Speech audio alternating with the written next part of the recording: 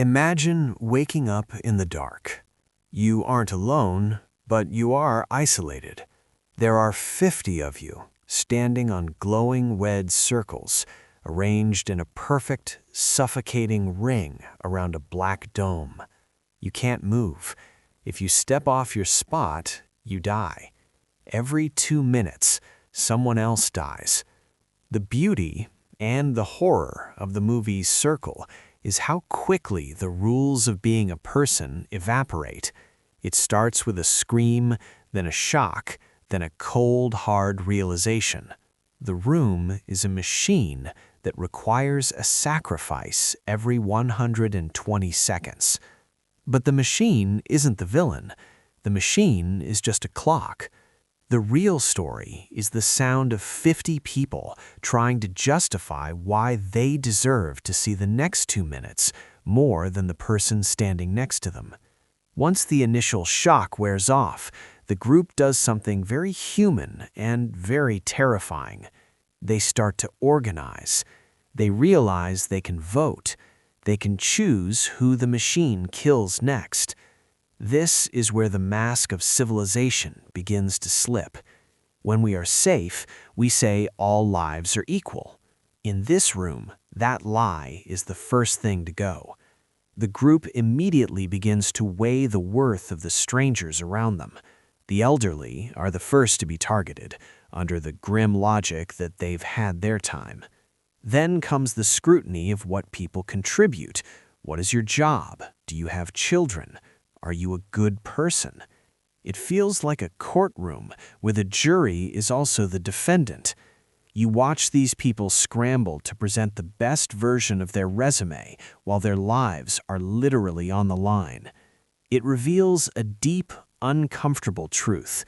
We often view other people as sets of data points rather than souls. We look for reasons to delete someone so we can feel better about our own survival. As the numbers thin, the categories get smaller, and the justifications get uglier. The room becomes a microcosm of every prejudice we try to hide. Fear doesn't make these people new, it just makes them honest. We see how quickly we becomes me. What's haunting is the way people use morality as a weapon. They don't just want to kill someone to survive, they want to feel righteous about it. They dig for flaws, they look for a criminal record, a mean comment, or a perceived lack of value to justify the vote. It's a game of finding a villain so that the rest of the group can keep pretending they are the heroes. By the time we get to the final few, the movie stops being about who is good and starts being about who is the best at playing the others. We see the power of the quiet observer. While the loud, aggressive personalities get themselves killed by drawing targets on their backs, the real danger is the person who says just enough to redirect the heat. The ending of Circle isn't a triumph. It's a chilling reminder of what remains when everything else is stripped away.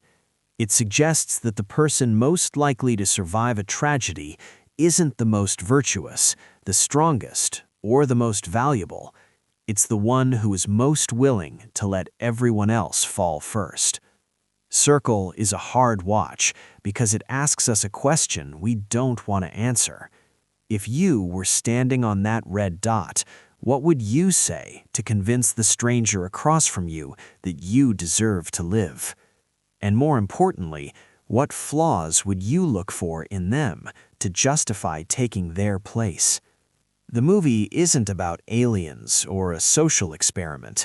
It's a mirror, and the reflection it shows us is one of a species that is never more dangerous than when it is afraid.